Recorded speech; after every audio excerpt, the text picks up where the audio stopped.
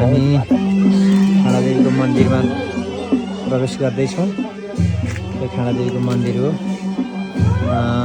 अब हामी पूर्ण रूपले खाँडादेवीको मन्दिरमा आइसकेका छौँ।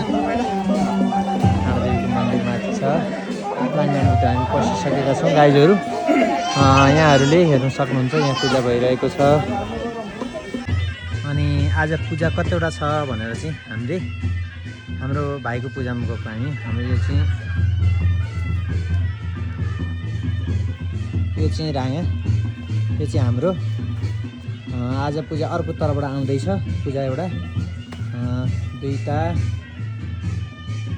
त्यसै गरी यो तिनवटा, यो चार। हामी पूजाको निम्ति घुमिरहेका छौँ।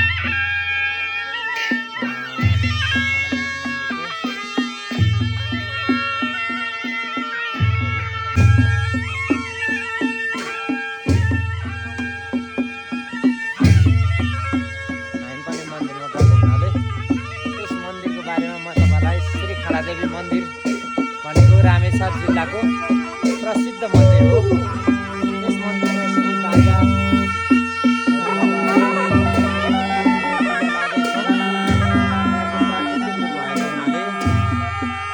यसरी भाले काठी सबै कुरा लानुहुन्छ।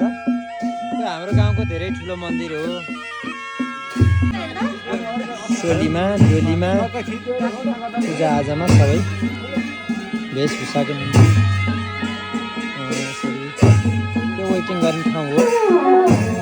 यसरी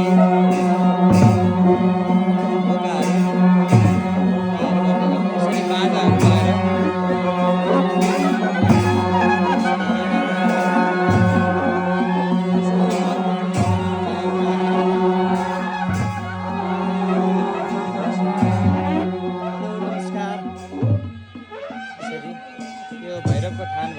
लगाएर विशेष रूपले यही तरिकाले पूजा हुन्छ।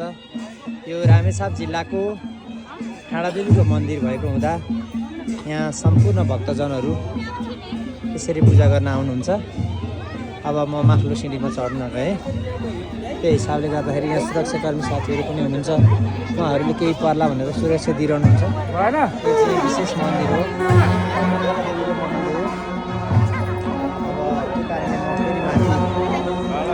चढ्न चाहन्छु। यो चाहिँ मूल गेट हो। मूल गेट हो। यो रूपले हाम्रो विशेष रूपले यो मन्दिरको तपाईँहरूले यो खाँडादेवीको मन्दिरको बारेमा कतिले देख्नु भएको थियो, कतिले सुन्नु भएको छ। यो कुराहरूले चाहिँ यहाँ यो मन्दिरको बारेमा तपाईँहरूले दर्शन गर्न चाहनुभयो भने जे माग्यो त्यो कुरा पुरा हुने जनविश्वास पनि रहिआएको छ। र यो मन्दिर कति हाइटमा छ भन्ने कुराहरू त तपाईँले बुझि नै सक्नुभयो। हेर्नुहोस्, यो मन्दिरबाट आकाशमा लागेको कुहिरो देखिरहनु भएको छ। हवन गरी यस अग्लो भूभागमा तपाईँहरूले हेरिसक्नुभयो। मैले मन्दिरबाट अन्य स्थानमा मैले देखाएको छु। त्यसरी वरिपरि हेर्दाखेरि यो लगभग सैलौँको हाराहारीमा रहेको छ यो मन्दिर। यो चाहिँ खाँडादेवीको ठाउँबाट देखिने बस्तीहरू हो। मनोरम दृश्यहरू। यसरी मन्दिरको वरिपरिको गाउँहरू यसरी देख्न सक्नुहुन्छ। त्यो अग्रेश्वर भयो, त्यो सैलुङ भयो। यो सैलुङ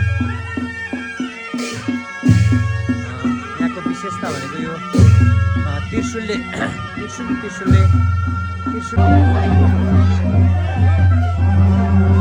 पूजा दिनलाई मन्दिरमा बलिलाई खाँडादेवीको मन्दिरमा भव्य र सभ्य तरिकाले खाँडादेवी माताको दर्शन हुन्छ। यसरी पूजा गरिरहनुहुन्छ। यसरी मन्दिरको बारेमा सबै कुरा हुँदाखेरि यसरी पूजा भएको भव्य र सभ्य रूपले यस मन्दिरमा पूजा हुँदैछ। यो गणेशको थान हो।